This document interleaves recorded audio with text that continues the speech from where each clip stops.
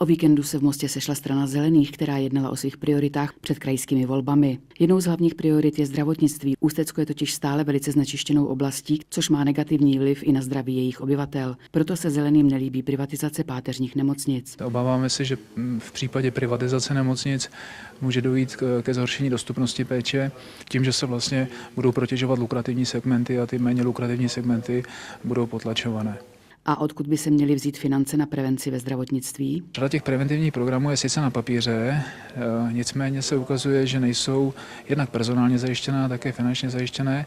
A my v rámci toho krajského programu navrhujeme, aby peníze, prostředky na podporu těchto preventivních programů šly zcela logicky a přirozeně z tzv. Ekomiliard. Ke zlepšení životního prostředí a tím i zdraví obyvatel přispěje i fungující veřejná doprava. V té oblasti veřejné dopravy my si uvědomujeme ty velké problémy, které má Ústecký kraj a které měl Ústecký kraj v minulých letech.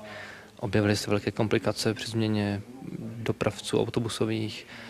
Zaznamenali jsme velké protesty v loňském roce, když se neobjednávaly spoje na železničních tratích. Strana Zelených chce prosazovat zavedení integrovaného dopravního systému, který v Ústeckém kraji stále chybí. Naší prioritou je zřízení integrovaného dopravního systému v kraji, systému, který zajistí to, že bude snadné se veřejnou dopravou dopravit vždy a všude, v podstatě do každé obce v kraji, aspoň v určité míře, že bude jednotné jízdné, že budou spoje na sebe navazovat.